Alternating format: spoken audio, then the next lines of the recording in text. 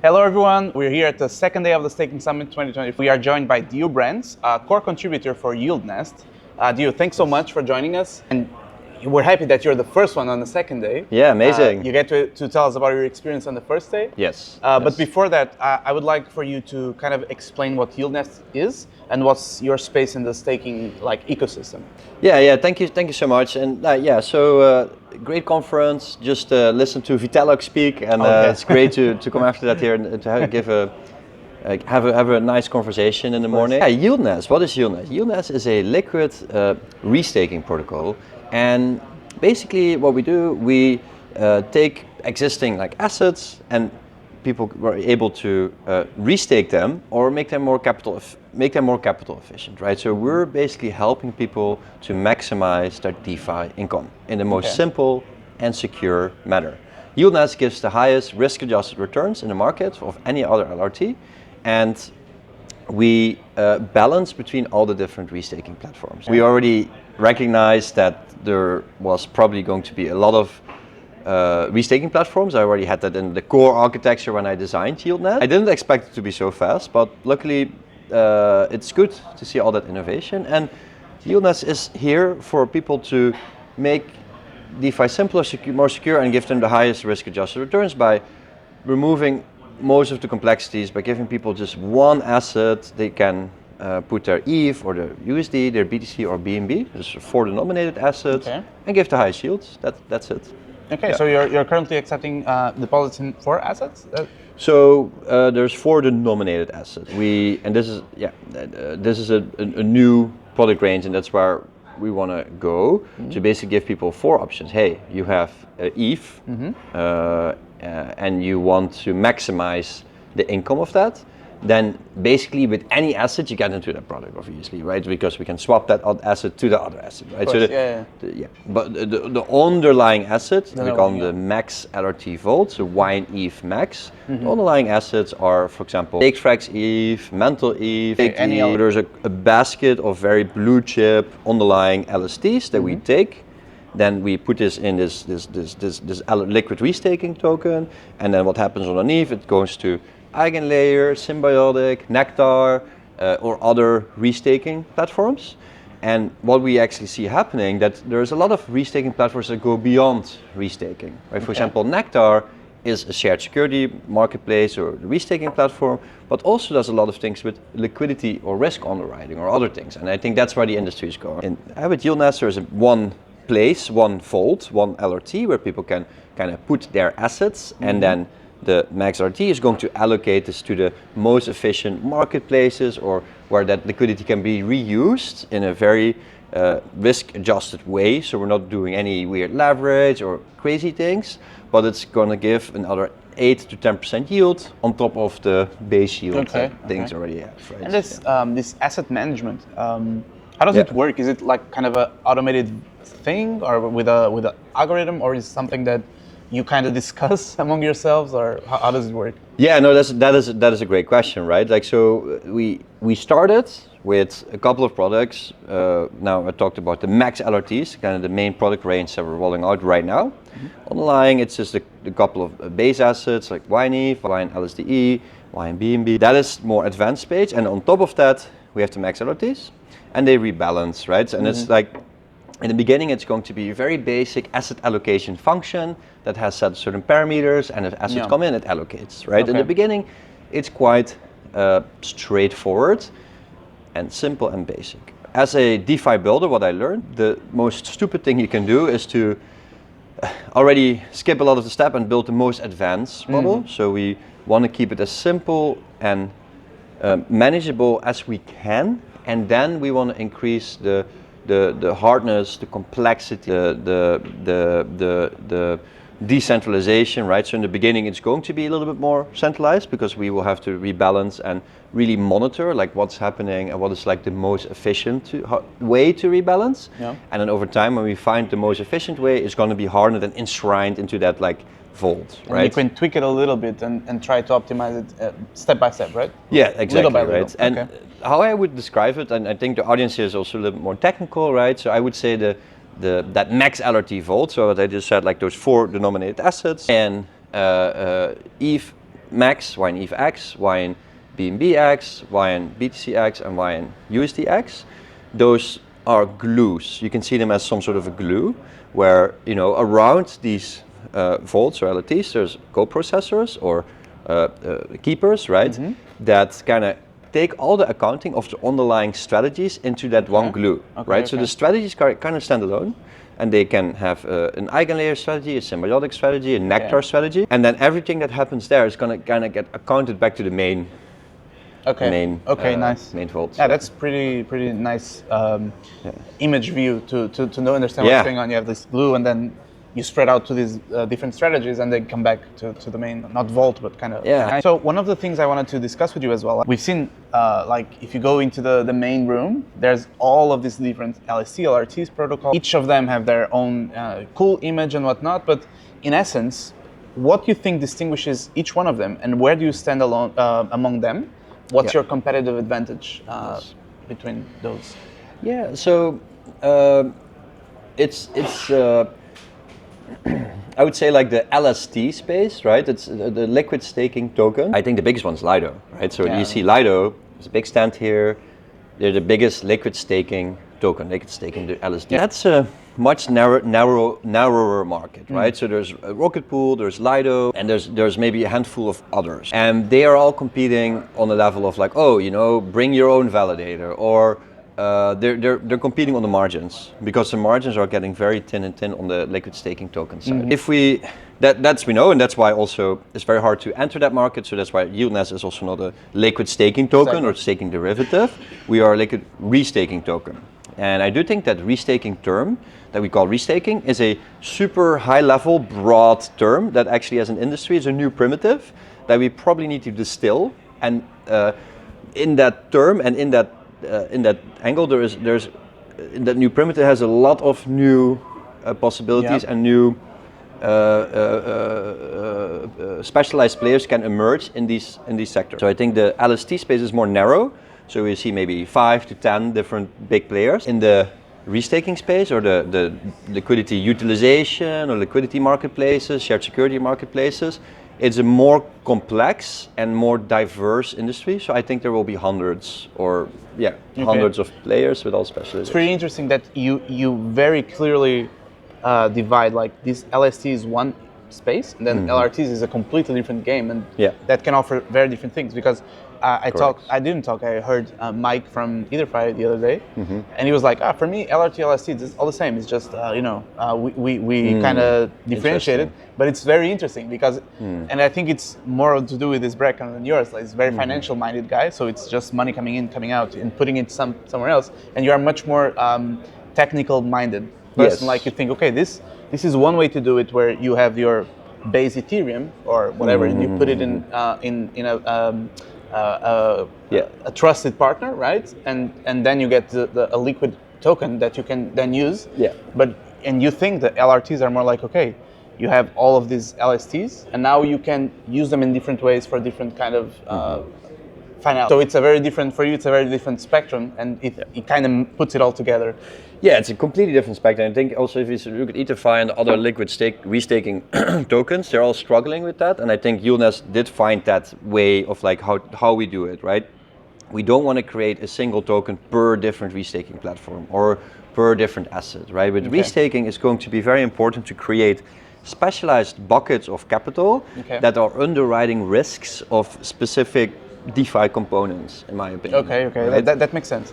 Yeah. And that's why also I think that's also the advantage of YieldNest, where we see that, and we do a lot of research with the Llama risk team, with the YieldNest risk team. We have a dedicated like R&D unit that dives really deep into these different components, and you can find that on our website. And there's a lot of papers, for example, on EigenDA, or there's papers on symbiotic, there's papers on eigenlayer. We dive really deep, and what I see is that right now, EigenLayer, Symbiotic, and other players, the slashing is not live yet, so there's no real AVS yields. And the reason for that is that there's not good SDKs yet for all these networks, AVSs or DDSSs. I call them restake application, RAs I call them, restake applications. So you have just a term for all these different restake platforms and restake protocols that will emerge. And what do these restake protocols simply do? Restake protocols just let us package financial instruments and let us package that in different ways and then have to combine that with economic security. And we can then build new primitives. We can connect different protocols together. So we can basically maybe have a combination of YieldNest and Frax or YieldNest and Curve. And these financial flows can flow better between protocols. So the liquidity fragmentation problem, or the fragmentation problem in general, can be solved with like kind of restaking, repurposing economic security to kind of trustedly remove the barriers for composability of like, hey, I want to compose this component and that component, but there's a gap because there needs to be finality in between, right? So if I send one asset from me to you, like you only trust it when there's a final block confirmation that it happens, right? And imagine if I send money to you and you send money to somebody else, right? Then it needs to be finality to you and then finality to the last person. And the same thing goes with the protocol. With restaking, we can optimistically remove these finality issues and say like, okay, the money is here and I trust it's here because there is like $100 million in between that's restaked that sees the money is flowing, that there is one block confirmation here. I can see the money went out of this wallet and the restakers could optimistically then underwrite that money will eventually go there. And I think that's where restaking components will need to evolve more into, so that we eventually, and that's going to sound very scary, but it's going to be more like like we can rebuild the mortgage-backed security markets, or we can rebuild some of these protocol communications where they can package each other's like time duration risks, where now if I withdraw from Lido I need to wait 7 to 14 days or and if these things we can package those risks and have like restakers kind of take those risks. So I see actually restaking as more like this risk trading, and that's all trading actually, right? Really, I never thought about it that way. It's really interesting that you think about it. Thinking of risk and going into more of the degen mindset. Like, yes. We have all of these points now. Everyone has points, and everyone likes to advertise their point. What do you think about this point ecosystem, and do you think it's sustainable in the long term? And what comes after the points? So YieldNest started also like a long time ago, like E2Fi, Renzo, all the other ones that were doing points. Like I saw that, and to myself, from the YieldNest point of view, I thought like, oh, let's just keep building, because why would I launch something if there's no real yield yet? Why would I launch something with points? That's been tried many times before. Like points are not new. There's air mile. There's points if you go to a coffee shop. Like points are very common thing. Points, right? And for some reason, the eigenlayer points and that stuff took off, and that I think it has to do with the Selassie airdrop was kind of successful. People saw eigenlayer and they're like, oh, let's jump on it. So it's all a bit narrative based. And I think points are not good or bad, but I think there's been players in the industry that have highly abused this point narrative and milked a lot of the retail investors, and they gave points to the retail and then basically sell the points to the institutional or to the capital like deals, right? So that has been very toxic for the industry, and very sad that happened in that way, to be honest. And the industry needs to heal a little bit from that. But YieldNest also has points, because that was like that narrative that was pushed, and we have to. If we wouldn't have points, people would also ask us like, why don't you have points, right? I guess you're kind of stuck there because there's no way. Yeah, you're stuck there. But we don't like points. But the points we build it in we built our points in a completely verifiable way.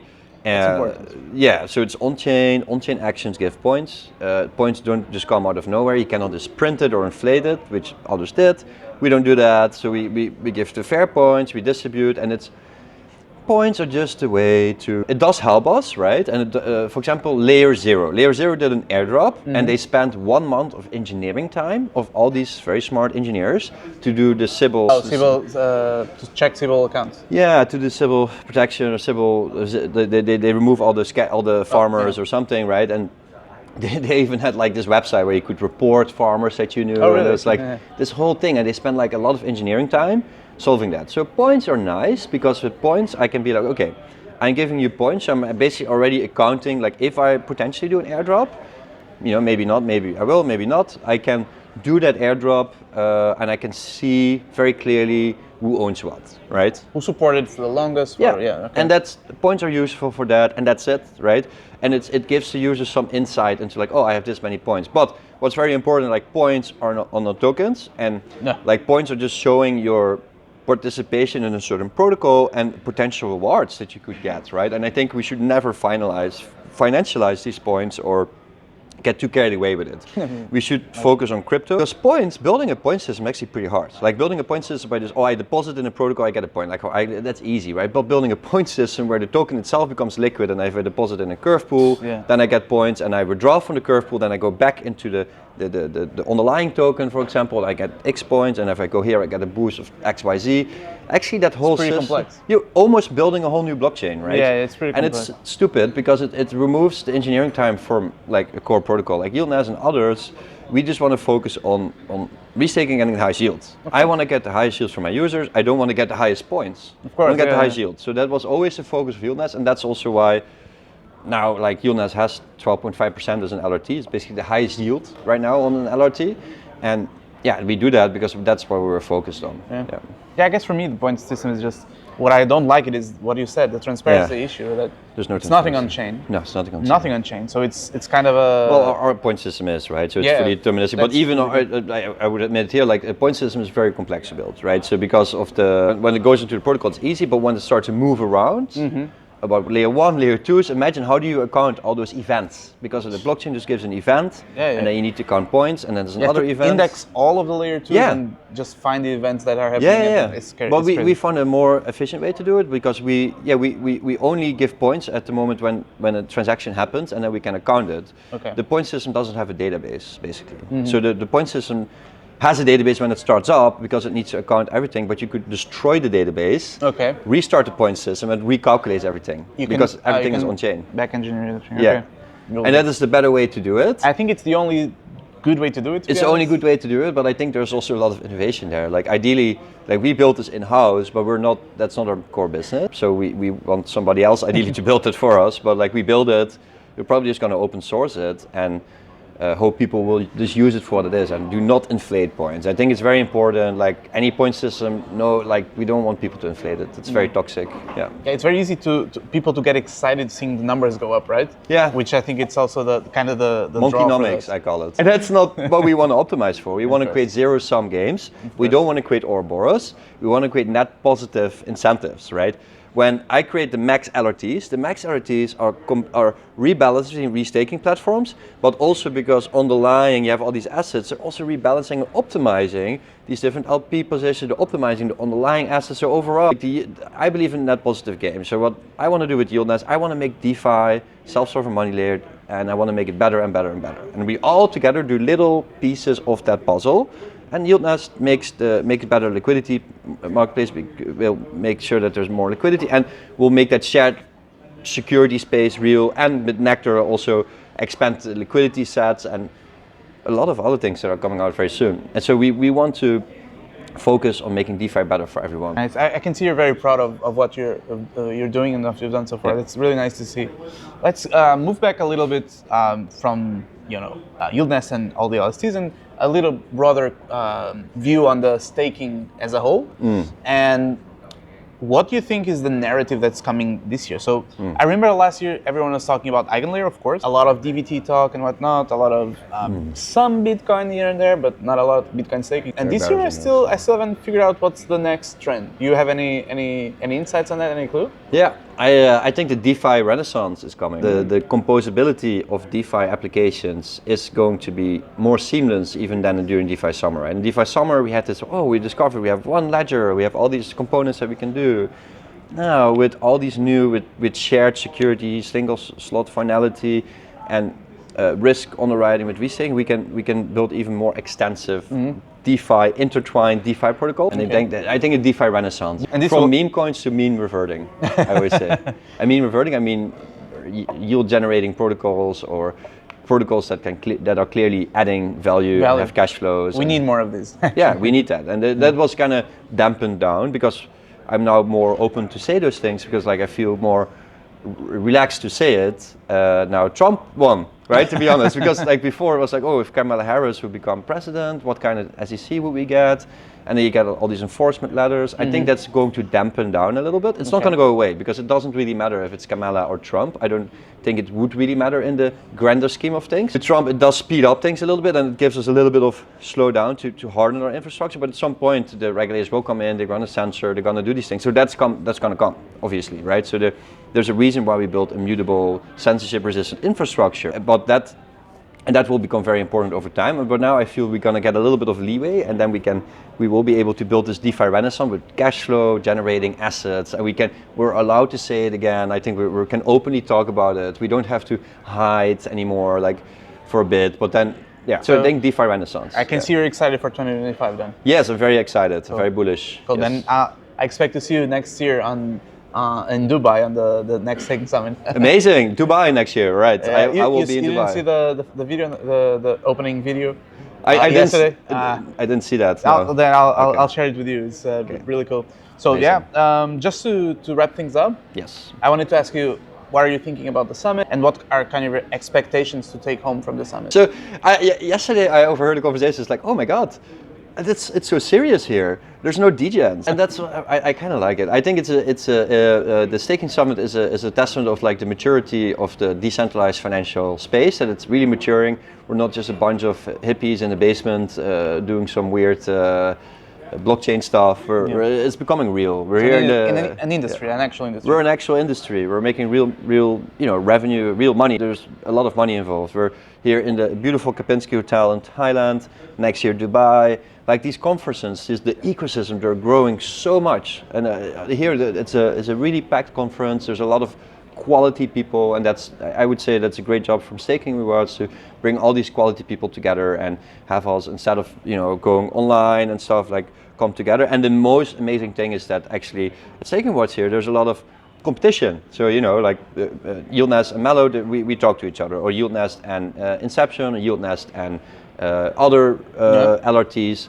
We openly talk, we openly discuss all the issues we're facing, and that's amazing because the industry relatively still feels like there's no winner takes all, because we feel the expansion of our industry. If we work together, it's still just the start of it, right? It's still just the start of it. That's really nice to hear. That's really cool. Well, I want to thank you for coming here. If you want to share with our viewers like where they can find YieldNest, yes. Go ahead. So yeah, please go to YieldNest.finance, or just go to YieldNestFi on Twitter and check out our new product. We currently have a product live, the Max LRT Vault. It's capped at $1 million because it's this new kind of primitive we're launching. We're testing that market right now.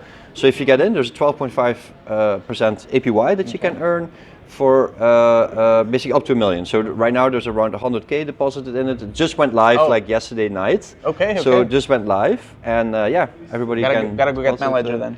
Yeah, exactly. Yeah, check out YieldNest, check out our new Max LRTs, and yeah, super excited to. Cool. We'll add all the links in the description below. Thanks again, man, and hope to see you again soon. Yes. Thank you, guys. See you. Thank you.